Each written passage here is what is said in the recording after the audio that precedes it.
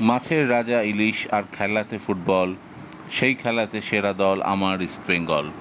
ময়দানের বহু পরিচিত এই গানটি শেষ কয়েক বছর নিজের গুরুত্ব হারিয়েছিল, আর হারাবেই না। নাই বা কেন? ইস্টবেঙ্গল যেভাবে নিজেদের সেরা ছন্দে ছিল না, একের পর এক ব্যর্থতা, তাতে হয়তো এটাই স্বাভাবিক ছিল।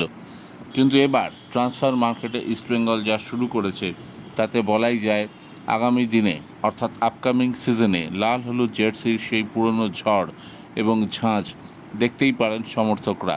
মেহেদী তালালকে আগেই তুলে নিয়েছিল ইস্টবেঙ্গল। যেটুকু কোয়েশ্চেন মার্ক ছিল গ্রিক স্ট্রাইকার দিমিত্রি ডায়ামান্তাকসকে নিয়ে।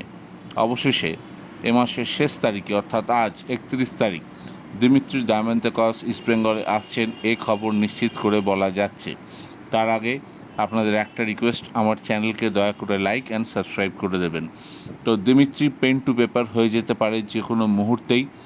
ভারতবর্ষের টপ মিডিয়া অফিসিয়ালরা, বিদগ্ধ জার্নালিস্ট থেকে শুরু করে ট্রান্সফার মার্কেটের বড় বড় এজেন্ট, তারা কনফার্ম করে দিয়েছে। যেটুকু আটকে ছিল সেটুকু মেডিকেল টেস্ট দেওয়ার ক্ষেত্রে। আসলে দিমিত্রি গার্লফ্রেন্ডকে নিয়ে ছুটি কাটাচ্ছিলেন, তাই তার মেডিকেল টেস্ট দেওয়া সম্ভব হচ্ছিল না। অবশেষে গতকাল তিনি মেডিকেল টেস্টের রিপোর্ট পাঠিয়ে দিয়েছেন, যা দেখে স্যাটিসফাইড ইস্টবেঙ্গলের ফিজিও এবং কর্তারা এবং ডাক্তাররা।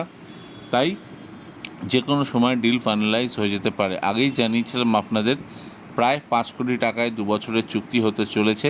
তবে ইস্টবেঙ্গলের সাফল্য এখানেই, মুম্বাইয়ের মতো পয়সাওয়ালা ক্লাব এবং বেঙ্গালুরুর মতো জিন্দল গ্রুপের ক্লাবকে বিট করে তারা দিমিত্রির ডিল ফাইনালাইজ করে ফেলল। দিমিত্রি আসার পর লাল হলুদের আপফ্রন্ট যে অনেকটাই শক্তিশালী হয়ে গেল, সেটা বলার অপেক্ষা রাখে না। 13টা গোল করেছেন, শুধু নয়, গোল্ডেন বুট জিতেছেন। তার সঙ্গে মেহেদী তালালের জুটি যে অনেক দলের ঘুম কেড়ে নেবে, সেটা বলাই যায়। এছাড়া বিষ্ণু রয়েছেন, মহেশ রয়েছেন, চুংনুঙ্গা রয়েছেন, সায়ন রয়েছেন, আমন সিকে রয়েছেন। ইস্টবেঙ্গলের অনেক প্লেয়ার রয়েছেন যারা ডিফারেন্স ক্রিয়েট করতে পারেন। সব মিলিয়ে 6জন বিদেশি মোটামুটি ভালো মানের, কারণ ইস্টবেঙ্গলকে আইএসএল ছাড়াও এএফসি টুর্নামেন্ট খেলতে হবে দীর্ঘদিন পর। আর এক্ষেত্রে দিমিত্রি তাদের দলে চলে আসায় ইস্টবেঙ্গলের ওজন অনেকটাই বেড়ে গেল, সেটা বলা যায়। এবার ক্লেটন সিলভার সঙ্গেও তার একটা আপফ্রন্টে বোঝাপড়া দরকার। এই দুটো ফরওয়ার্ড যদি ক্লিক করে যায়, তাহলে গোল পাওয়ার ক্ষেত্রে চিন্তা করতে হবে না ইস্টবেঙ্গলকে। আর সবচেয়ে বড় কথা, দিমিত্রি নিচে নেবে প্রোভাইডও করতে পারে, অ্যাসিস্ট করতে পারে। মোহনবাগানের দিমিত্রি পেত্রাতস এবং ইস্টবেঙ্গলের দিমিত্রি ডায়ামান্তাকস, দুই গ্রিক তারকার লড়াই এবার জমে উঠবে কলকাতা ফুটবলে। দুই দিমিকে দেখতে মাঠে যাবেন ফুটবল সমর্থকরা। তাই দিমিত্রি কনফার্ম ইস্টবেঙ্গলে। আশা করি আপনাদের ভালো লেগেছে খবরটা।